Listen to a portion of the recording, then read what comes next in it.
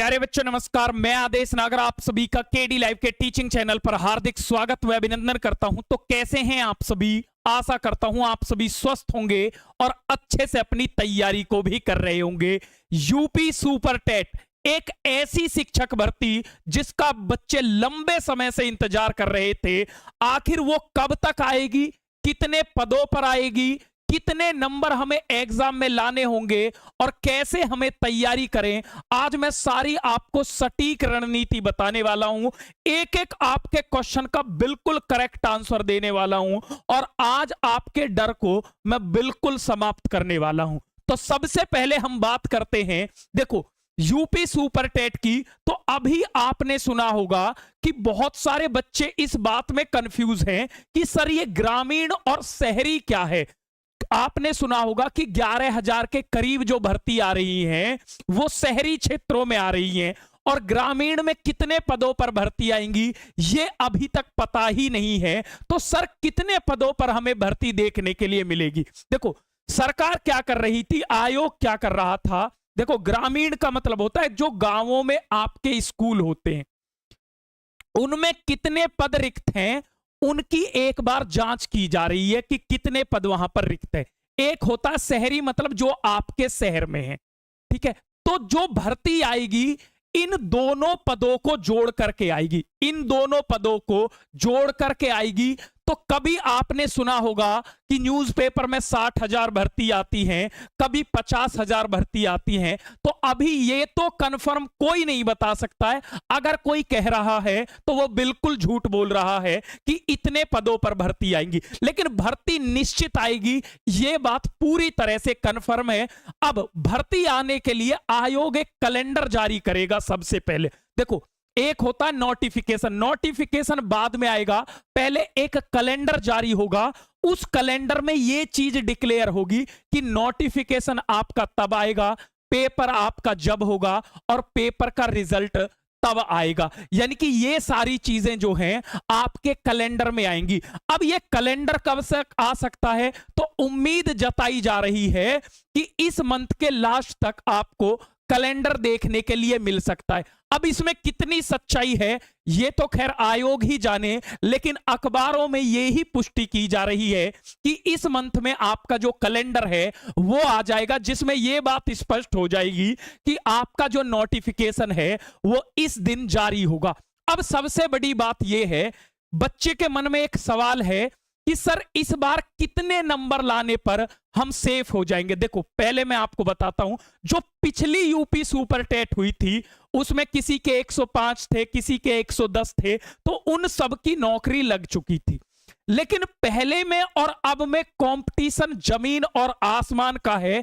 अगर आप ये सोच करके बैठे हो कि जितनी मेरिट पहले गई थी उसके अनुसार ही अब जाएगी, तो सिर्फ आप अपने आप को धोखा दे रहे हैं, ये बात बिल्कुल निश्चित है। तो आपको जो तैयारी करनी है वो इस टारगेट से करनी है कि आपको एग्जाम में कम से कम 130 प्लस नंबर लाने। भाई देखो कंपटीशन अब बहुत टफ है।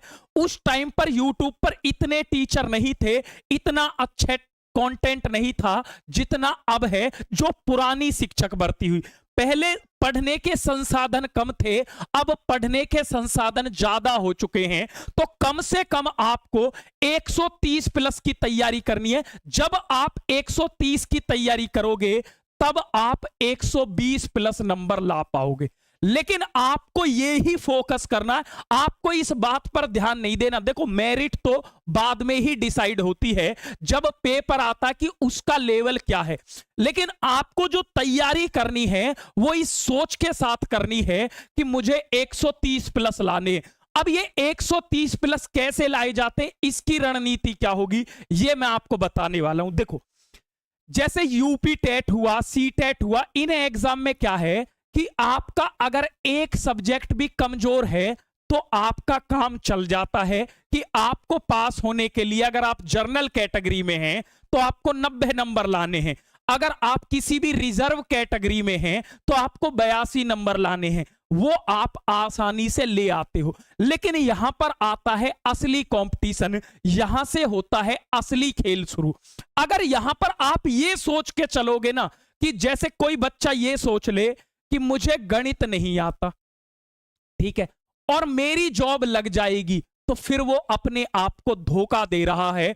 अगर आप किसी सब्जेक्ट को छोड़ करके नौकरी पाना चाह रहे हो यूपी सुपर टेट में, तो ये पॉसिबल नहीं है। आपको सारे ही सब्जेक्टों पर कमांड बनानी पड़ेगी। आपको ये भावना छोड़नी पड़ेगी कि मुझे इस सब्जेक्ट से डर लगता है।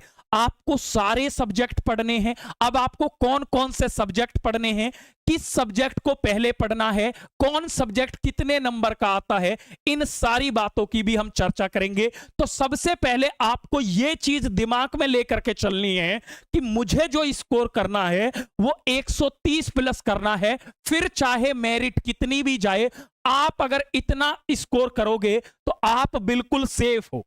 चाहे पेपर कैसा भी आए, इस पर आप सेफ हो। तो आपको दिमाग में ये ही लेकर के चलना है। और ये असंभव भी नहीं है, मुश्किल है भाई, बहुत मुश्किल है, लेकिन असंभव नहीं है। और ये भी बच्चे अचीव करेंगे इस बार, ये मैं आपको गारंटी के साथ कहता हूं। अब बच्चे, कुछ मैंने देखा है, कुछ बच्चे तैयारी में एक गलती करते हैं। वो सोचते हैं कि मैं आपको सच बता रहा हूं, 2018 से बच्चे लगातार करंट अफेयर्स पढ़ रहे हैं। हर साल वो करंट अफेयर्स पढ़ते हैं, हर साल करंट अफेयर्स पढ़ते हैं और इसमें वो अपना समय गुजार रहे हैं। जो बच्चा हर साल करंट अफेयर्स पढ़ रहा है उसका सिलेक्शन नहीं हो सकता।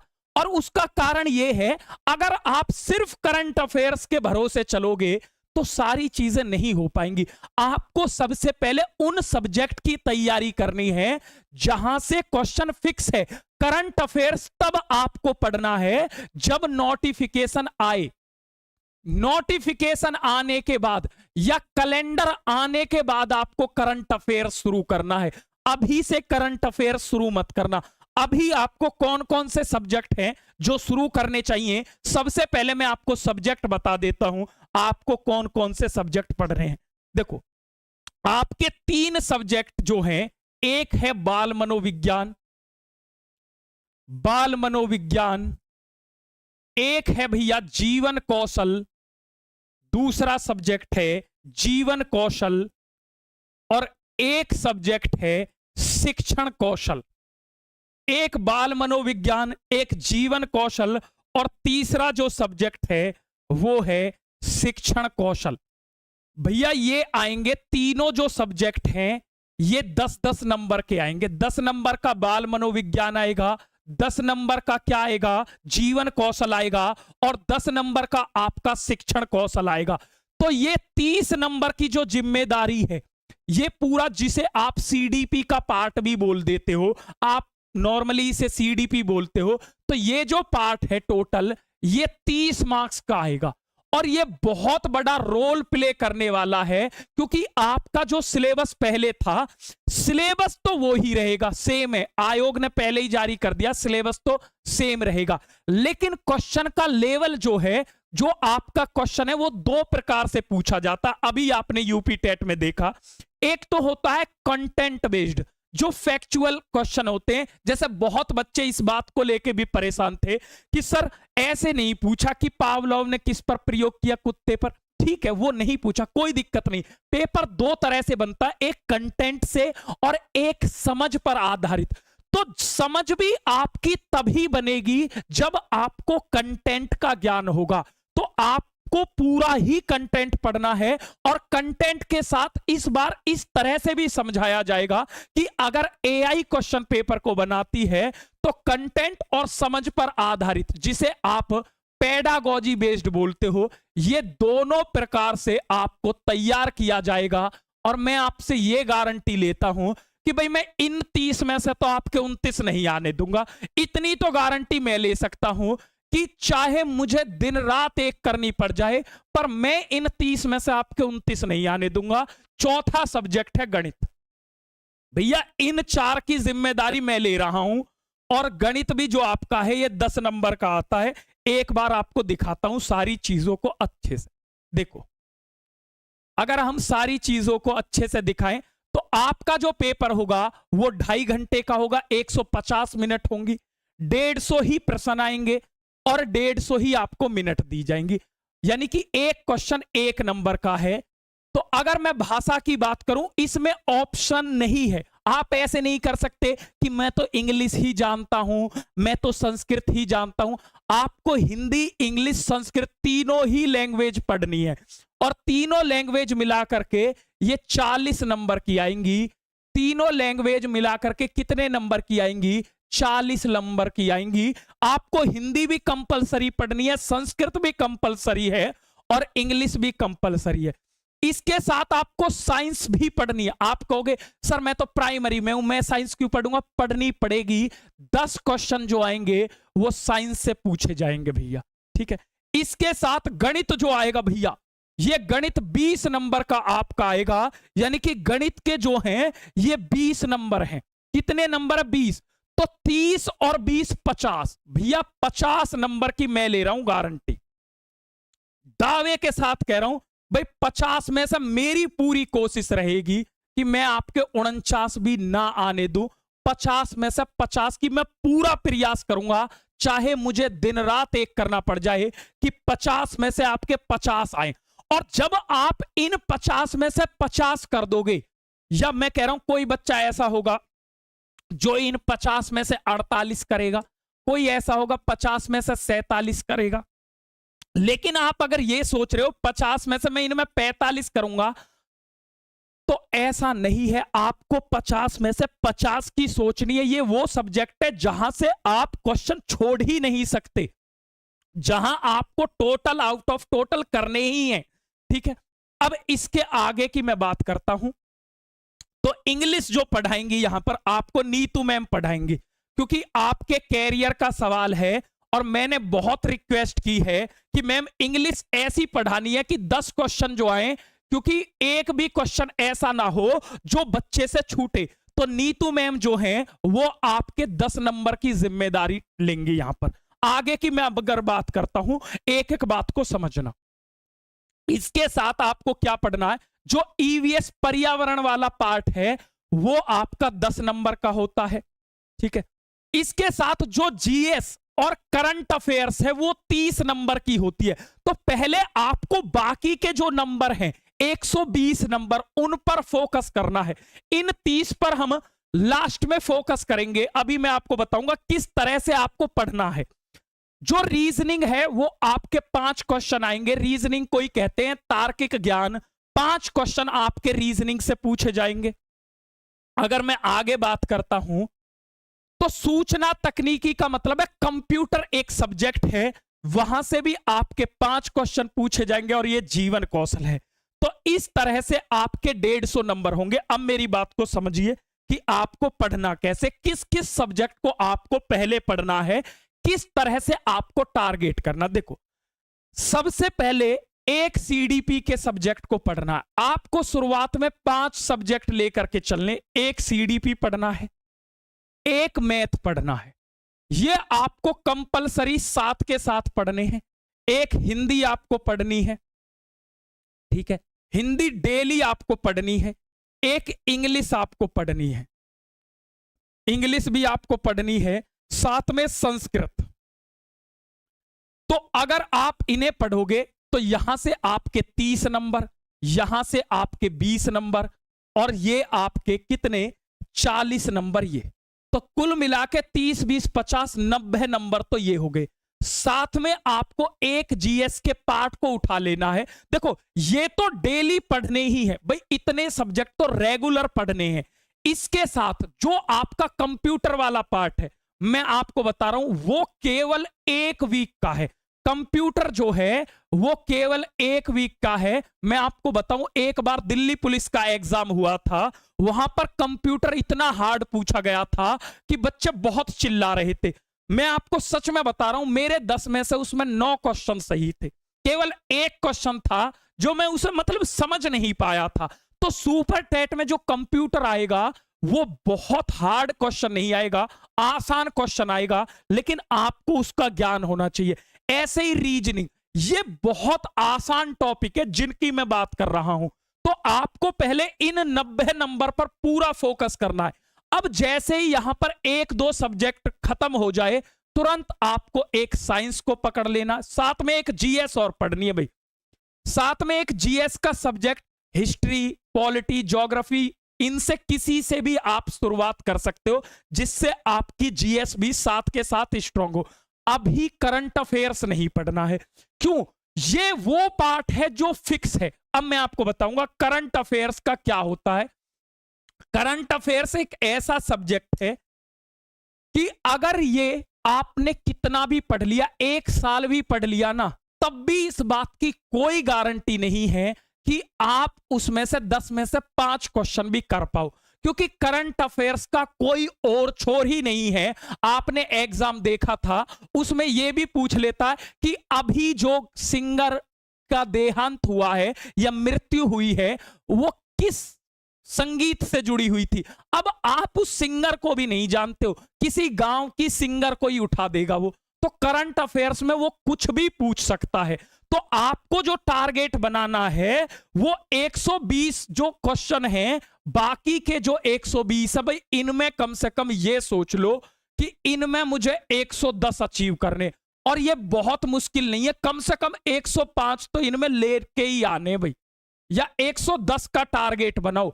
इन 120 जो हैं इनमें 110 कम से कम आने चाहिए, और ये आसान है भाई। देखो मुश्किल नहीं है। आसान कैसे है? अगर आप पढ़ोगे तो आसान है, ना पढ़ोगे तो मुश्किल है। अगर आप पढ़ोगे, देखो सुपर टेट का सिलेबस वैसे बड़ा बहुत है, लेकिन इसकी एक खास बात है, जब आप पढ़ने लगोगे तो ये छोटा भी बहुत है, क्योंकि इसमें सीधे सीधे टॉपिकों के नाम दिए हुए हैं। ये टॉपिक आपको पढ़ने हैं, बस सब्जेक्ट ज्यादा हैं, इसीलिए बच्चा इनमें डरता है। बाकी अगर आप जिस दिन पढ़ने लग जाओगे तो उसको ये आसान लगने लग जाएगा। भैया 50 नंबर की तो मैं सच बता रहा हूं, आपसे प्रॉमिस कर रहा हूं, ऐसी गारंटी लेता हूं कि मैं आपके 50 में से मेरी पूरी कोशिश रहेगी आपके 49 ना आने दूं। और मैं ये कहता हूं कि आप सभी जगह से एक एक क्लास पढ़ के देख लेना, जिसको कुछ समझ ना आए ना, एक क्लास वो हमारी पढ़ लेना। अगर बेहतर और बेहतरीन में फर्क ना दिख जाए तो जीवन में कभी नहीं पढ़ाऊंगा, ये आपसे वादा करता हूं। केवल मात्र एक क्लास पढ़ लेना। तो आपको अब ये तैयारी में जुड़ जाना। अब आप कहोगे कि सर हमें ये बताइए कि जो हमारी क्लास है वो कब से शुरू होंगी, हम कब से पढ़ाई को अपनी को शुरू करें। तो आपको जो पढ़ाई शुरू करनी है बच्चों, कल से ही मेरी क्लास शुरू हो जाएगी। कल शाम 5 बजे, कल शाम 5 बजे मेरी क्लास शुरू हो जाएंगी। तो आपको डेली शाम 5 बजे मेरे साथ जुड़ जाना है। बाकी जो टीचर्स हैं वो भी आपको टाइम टेबल मिल जाएगा ग्रुप में। एक नंबर दे रहा हूं आपको, बिल्कुल फ्री ऑफ कॉस्ट अभी यूट्यूब पर क्लास चलेंगी। और जो बैच आएगा वो आपका जब कैलेंडर आ जाएगा तब आएगा, जिस बच्चे को बैच से पढ़ना। अभी हम पूरी तैयारी आपको फ्री ऑफ कॉस्ट कराएंगे, तो आपको हमारे साथ जुड़ जाना है। एक नंबर देता हूं 8377 92 28 16। इस नंबर पर आपको सुपर टेट ग्रुप लिख करके मैसेज करना है, और जैसे ही आप मैसेज करोगे आप हमारे व्हाट्सएप ग्रुप से जुड़ जाओगे, जहां पर हम आपको पूरी इंफॉर्मेशन देते रहेंगे। ठीक है? तो बैच जो होगा प्यारे बच्चों, जैसे ही कैलेंडर आएगा उसके बाद बैच होगा, लेकिन उससे पहले कल से ही आपकी तैयारी हम शुरू करवा रहे हैं। और जो हम आपको पढ़ाएंगे वो इतना दमदार पढ़ाएंगे कि आपको इतना सा भी, आप किसी और का पेड बैच पढ़ना और हमारी फ्री यूट्यूब पढ़ना, अगर बेहतर और बेहतरीन में फर्क ना दिखा दूं तो मैं आपके पैसे पे करूंगा औरों के बैच के भी, ये आपसे वादा करता हूं। एक क्लास देख लेना, एक क्लास में ये दिखा दूंगा कि बेहतर और बेहतरीन क्लास में अंतर क्या होता है, ये आपसे वादा है। ठीक है? तो मुलाकात करेंगे कल शाम 5 बजे, सभी बच्चे जुड़ जाएंगे। टाटा बाय बाय, जय हिंद। मुलाकात होगी कल शाम 5 बजे, जुड़ना ना भूले मेरे साथ। जय हिंद भाई।